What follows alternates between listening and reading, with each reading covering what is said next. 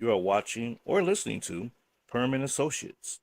For more information, go to www.rpurham.com.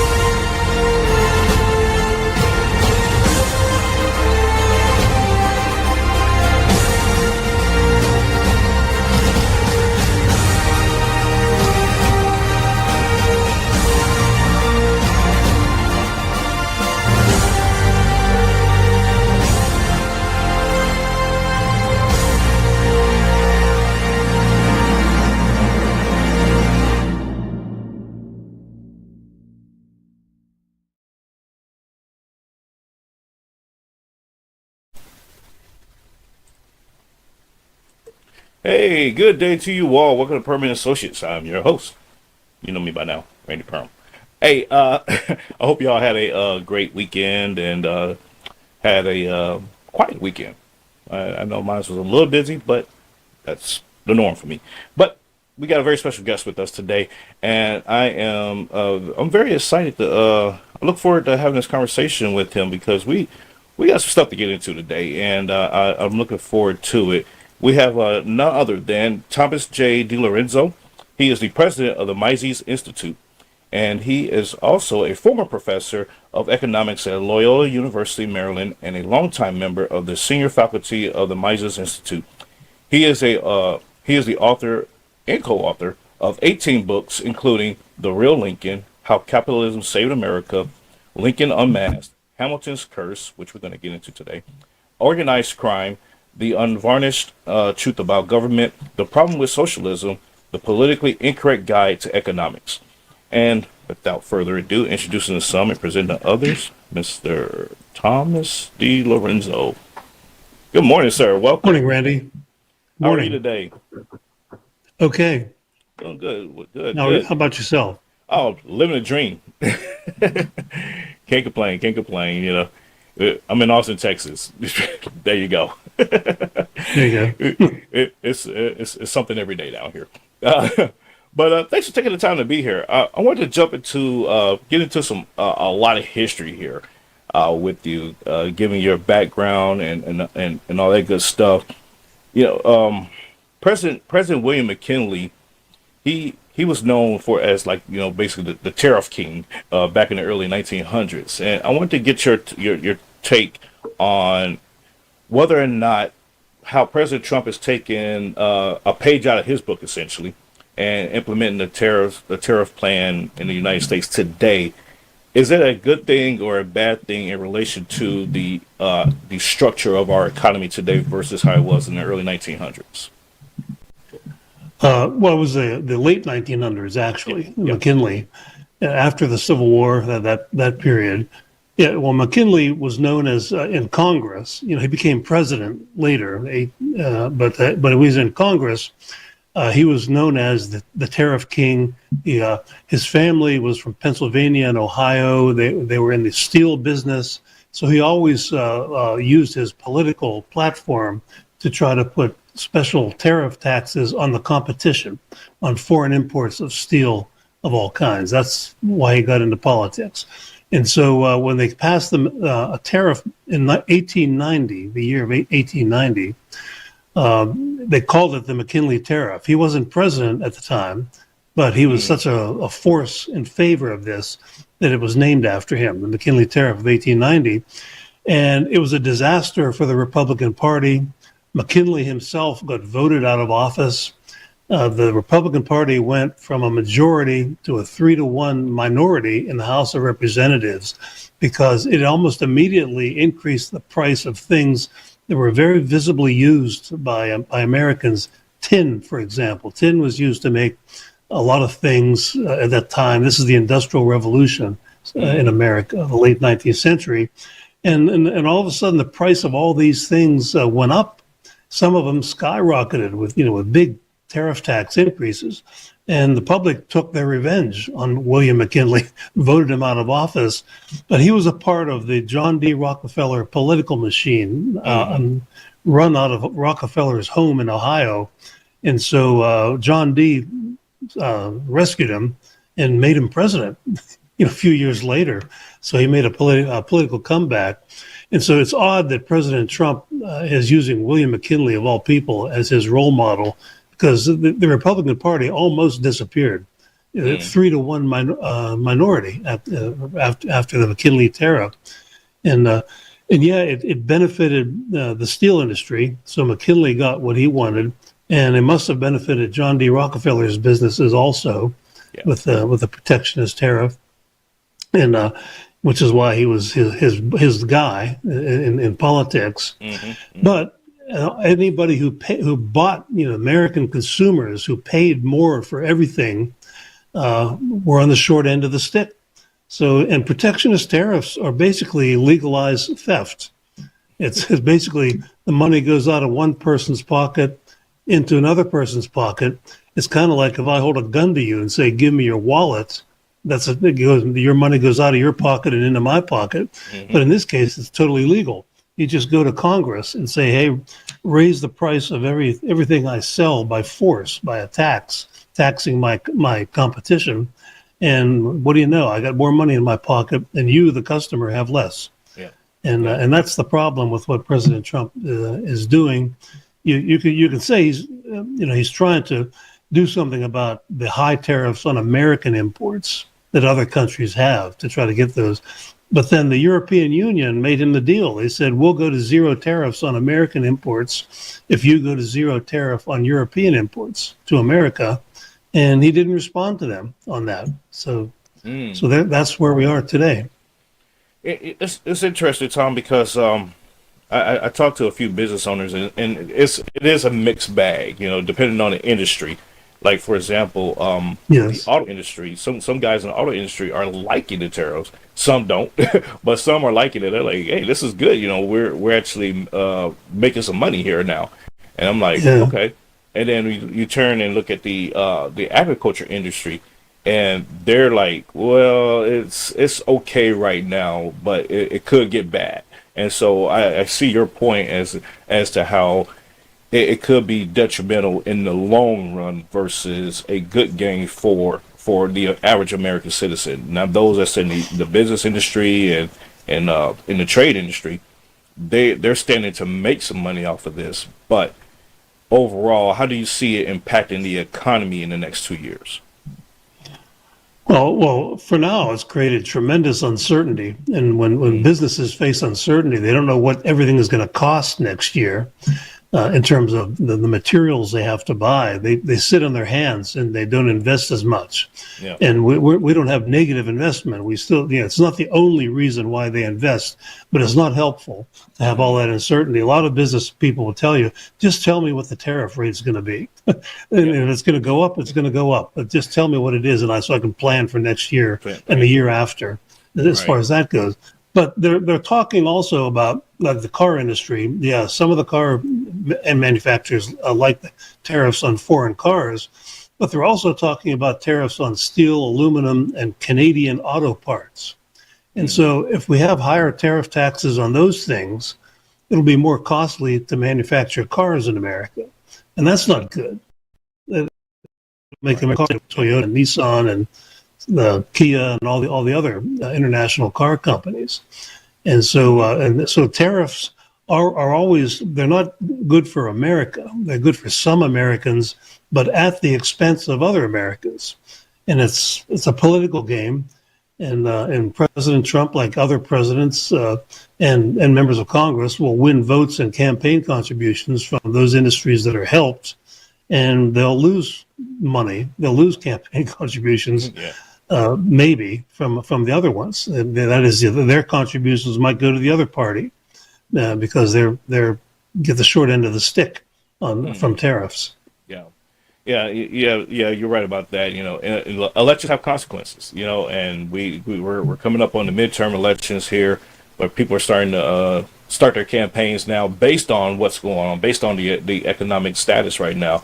And so I'm kind of like watching, intently as to how that's going to shape out, because if the Republicans lose the House and the Senate, then we got a stalled out presidency.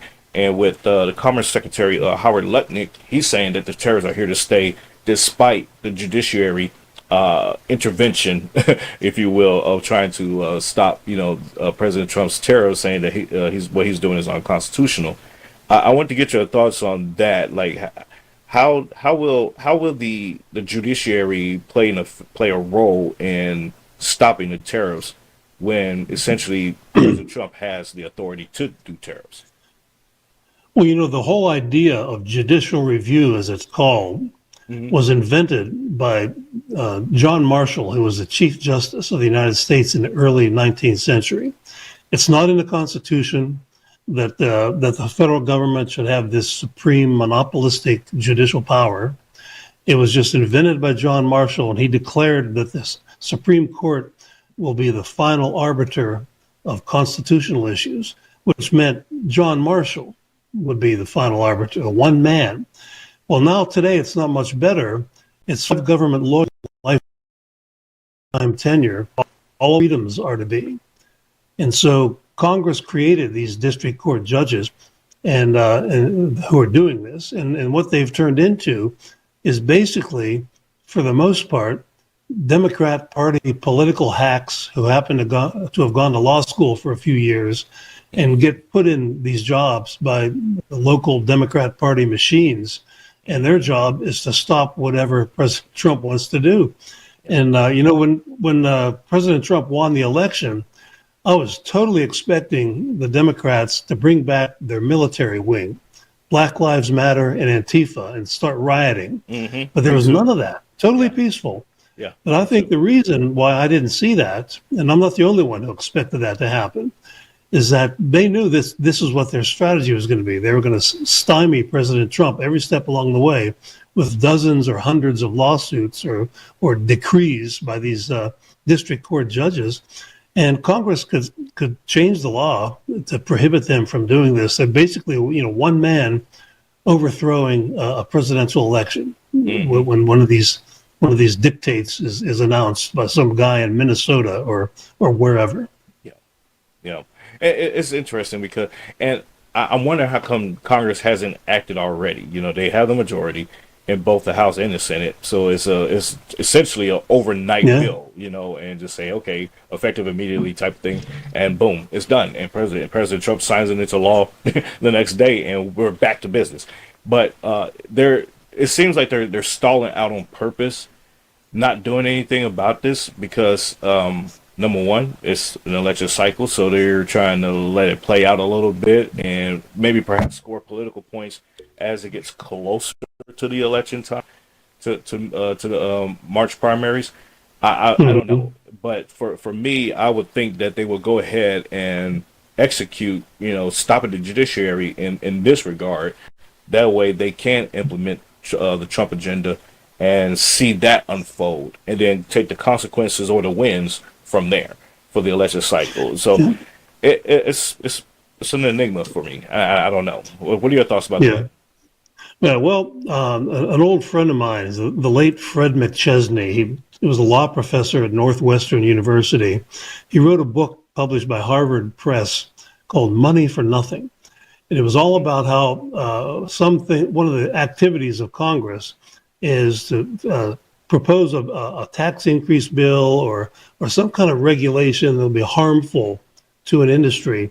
And then they sit back and they collect campaign contributions from that industry. For example, when they proposed price controls on pharmaceuticals during the Clinton administration, the pharmaceutical industry showered both parties with millions of dollars for about a year. And then they said, what are we thinking? Let's call the whole thing off. That's a bad idea. Yeah. Maybe some of that is going on. They're sort of in saying, it is an election year and we need to collect a lot of money to put all those TV ads on for our re-election. And maybe you're right. Then when that's all done, they will decide. They'll do something about these all these district court judges. Yeah, I would hope so, but if not, maybe I would say at this, if they don't, then I will conclude that Congress was complicit, despite it being a Yeah, Republican majority. They were complicit in stopping the Trump agenda, and yeah. Too many never Trumper, no yeah, never Trumpers in the it's, Congress. yes, exactly. And so, ladies and gentlemen, there you go. Now you know. Now you know how you should proceed to the polls in March. But Tom, I consider myself a student of history, and I particularly like Hamilton. I don't know why. I don't know what draws me to him.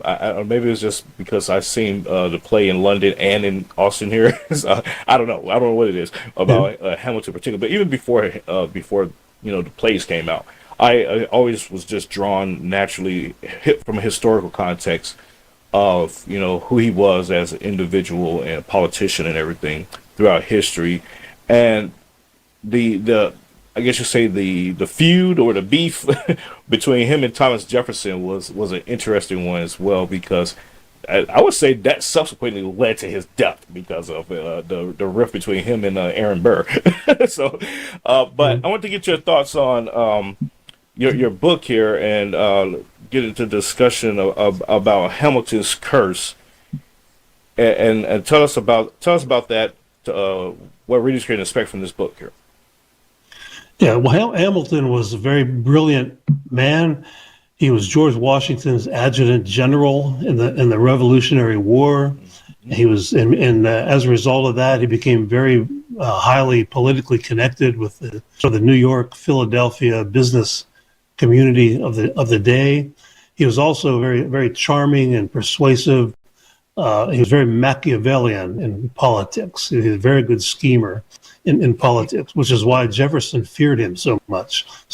He thought he was a schemer, but he was scheming in the wrong direction in Jefferson's opinion, and he was brilliant as far as that goes. But I think the left in America has discovered that Alexander Hamilton was the real founding father of big government in America. I think that's why they have this play on Broadway. And in my world, the academic world, their book after book is coming out praising Hamilton to the treetops and criticizing Jefferson. And it's not just a coincidence or an accident, it's ideological. Hamilton invented the whole idea of applied powers of the Constitution was Hamilton's invention. In a debate with Jefferson, Jefferson said there's nothing in the Constitution that allows for a national bank run by government. Hamilton basically said, read between the lines. And Jefferson's response was, I've read between the lines and it's blank space, there's nothing in there. and so, but he did that. He also was the first to sort of pervert the Commerce Clause of the Constitution, which gives the government the right to regulate interstate commerce. And he made the argument that, well, if the government has a constitutional right to, that is, they wanted to keep one state from taxing imports from another state. They didn't want Georgia to put a tax on Alabama imports and vice versa. And Hamilton, who's a very clever lawyer, made the argument that, well, if we have the power to regulate interstate commerce, intrastate commerce eventually has an effect on interstate commerce. Therefore, the government has a right to regulate all commerce and essentially plan the whole economy. And so all of these big government arguments that have destroyed the Constitution originated with Alexander Hamilton. When the Constitution was ratified, he denounced it as a frail and worthless fabric because it didn't allow government to be as big as he wanted it to be. He was pestering George Washington to make government more energetic as far as that goes. And so, as far as economics, he was in favor of protectionist tariffs to protect his business associates and their businesses that were in New York, Philadelphia, mostly in that area. He was a protege of Robert Morris, who is said to be the wealthiest man in the country at the time. He was in favor of what we today call corporate welfare, government subsidies to various businesses, which always leads to politically connected and powerful businesses getting the subsidies, which they can use to sort of beat down their smaller competitors. and he was in favor of a government bank run by politicians. What a horrible idea that is, but we've got it. Yeah, And yeah. he did get this bank. It was called Bank of the United States. Congress didn't recharter it once. Then the War of 1812 came, and they had to use it to again to monetize the debt that had been incurred for the War of 1812. And then Andrew Jackson famously vetoed the recharter in the 1830s of the Bank of the United States because it had corrupted politics and it had created boom and bust cycles in the economy, price inflation, just like the Fed today. Yeah. But that was all Hamilton's idea, to have put all the money in the hands of the politicians. Yeah. And could you think of a worse idea than that? Yes, and I agree there. And I was, as I was reading through some of Hamilton's work, Jefferson wanted a limited, smaller government, and it started off that way. But I guess you could say Hamilton tinkered with the United States enough and then we subsequently got involved with all these different, extramarital affairs, if you will, with all these other countries and what have you. And so it created a mechanism or a catalyst to create more departments, more, agencies and what have you. And Hamilton was like, yes, there are more. And so it became a bloated government by the time, I want to say it was like 1810. I want to say it was. That's when all these extra departments got added, and then he's designated as now Secretary of the Treasury. Go figure.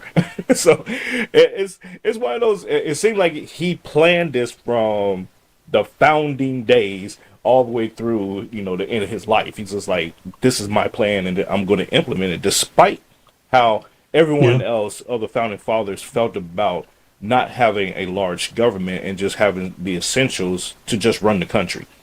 And I want to get your thoughts. That's why. Well, that's why, like the subtitle of my book, Hamilton, is how Alexander Hamilton betrayed the American Revolution, because the revolutionaries seceded from the British Empire, and the Declaration of Independence is all full of economic language. The king has kept us from engaging in international trade, taxation without representation, all of that. And so in the British Empire was what was called a mercantilist empire. And what does that mean?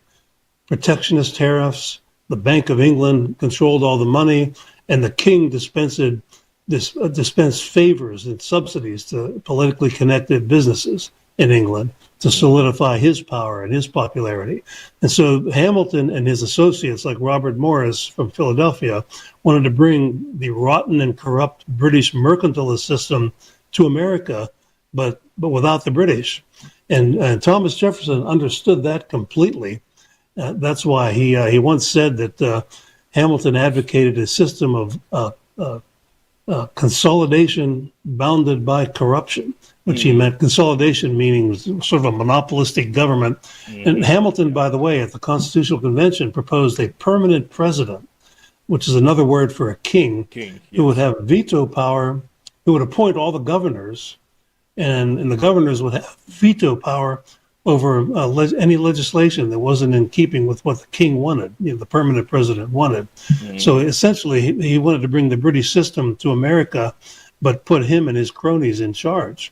And that's why there was this battle between him and Jefferson during his lifetime, and the Jeffersonians. The Jeffersonians prevailed basically until Lincoln was elected. Lincoln on economics was a Hamiltonian. And so all of this, protectionist tariffs, the national currency acts took place in the Lincoln administration, and of course the railroad subsidies. That all of that was argued over for 70 years. But we finally became a Hamiltonian economy beginning during the Civil War. I wanted to get your thoughts on why is it that, or why was it rather, because it happened back then, why was it that Hamilton endorsed Jefferson for the presidency, knowing he was adversarial in his plans over Aaron Burr? I would have thought that he would have been able to manipulate Burr a little bit better than Hamilton, since they did see eye to eye on a lot of the economic things though at that time. Oh yeah, yeah. They had respect for each other because they were both super intellects Yep. and very persuasive, founding fathers for goodness sake.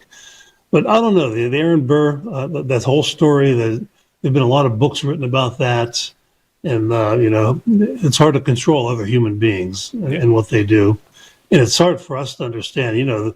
Back in the day, people having duels. I get in an argument with you, and you challenge me to a duel. We pick up guns and shoot each other.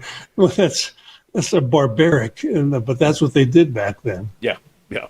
It's that's actually legal here in Texas. And a Yeah, lot I of hope people, so. a lot of people don't know that. I'm like, hey, keep talking. We take this into the street. It'll be legal. Yeah, They just look like what?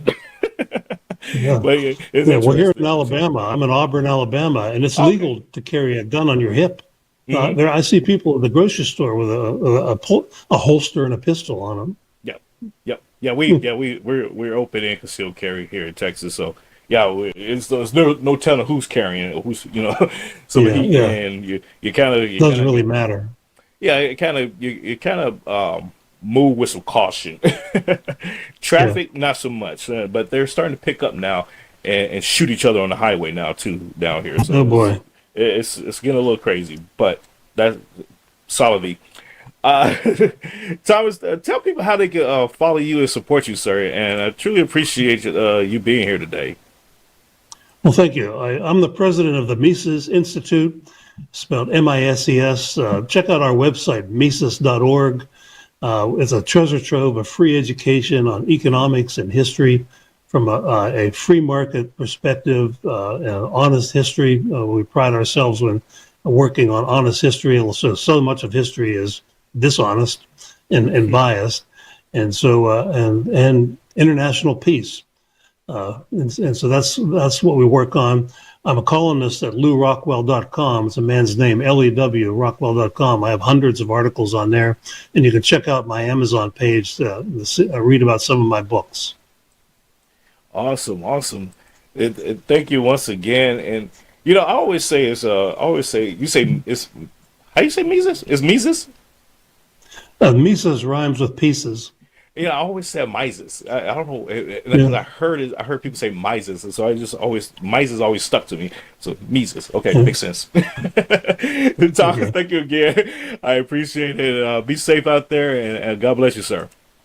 Okay, same to you. All Have a right, good day. you too. Take Take care. care. Bye bye.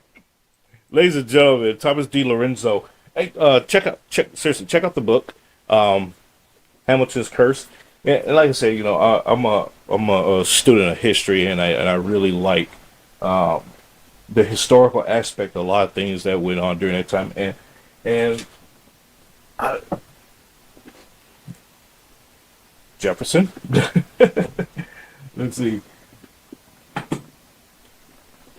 the the constitutional thought of Thomas Jefferson. This is actually an interesting read, and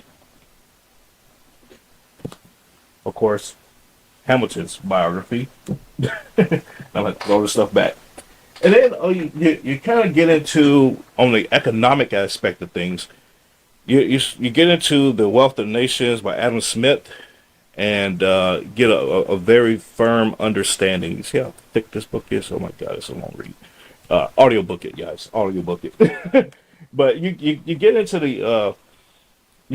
the general aspect of how these founders, these thought leaders, were envisioning how the country should be. And I didn't get a chance to ask Tom here, but in the Constitution, the enumerated under the enumerated powers, Article 1, Section 8, it goes into what Congress can do in terms of the economy, basically, what they can regulate, what they can't regulate, and what have you. So it translates later into what we always say is, well, if it's not in the enumerated powers of Congress, then it should be deemed as unconstitutional.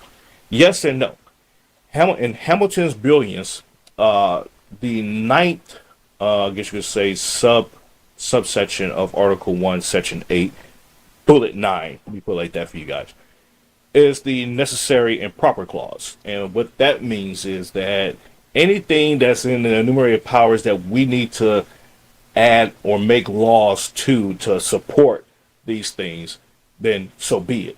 Because right now we can't think of everything, so let's just put a clause in saying that in the event that we need to create a law to support one of these things, so we can do it. Then there you go, it's there. And so, but in the same token, as judicial review, as we just discussed, comes along, and Congress creates a law in translation or in support of an enumerated power, it is up to the Supreme Court to actually interpret that law to see if it actually does support that enumerated power. And if it doesn't, they would strike it down and say, nope, it doesn't support it.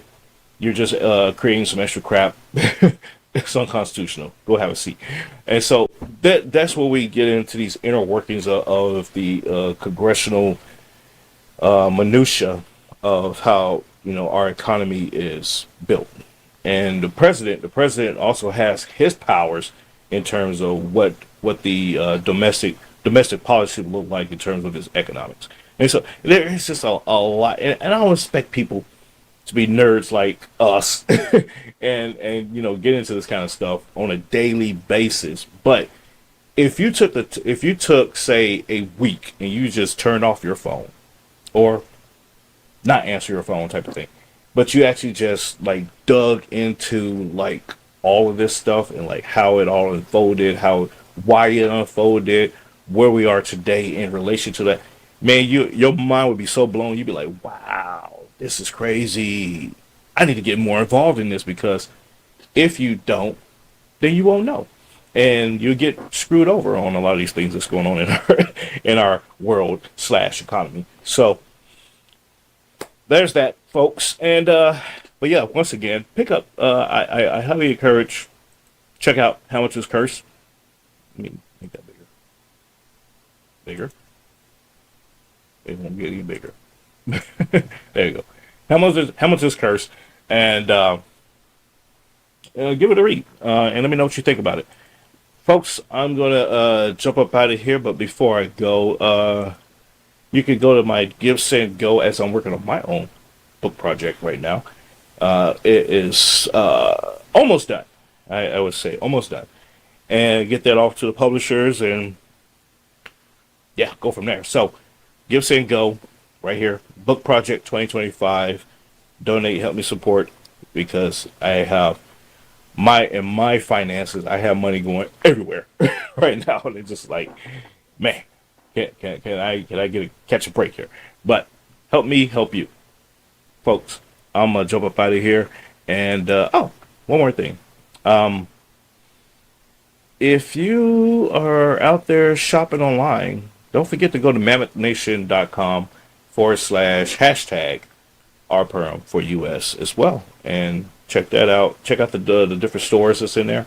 Locally owned businesses, US, United States owned business, that would help with the prices, the tariffs and stuff like that we just talked about today as well. So check that out. And other than that, I am getting up out of here. I need to take a nap. Had a long night. So, folks, I will see you all I will not see you Friday. Sorry. I will not see you Friday. I might see you Monday, maybe. But I'll see you when I see you. Take care. God bless. And be safe. And we'll talk to you all later. Ladies and gentlemen, thanks for tuning in today. Please be sure to follow, like, subscribe, and share. And go to rpurham.com for more information. See you all soon. Take care. God bless.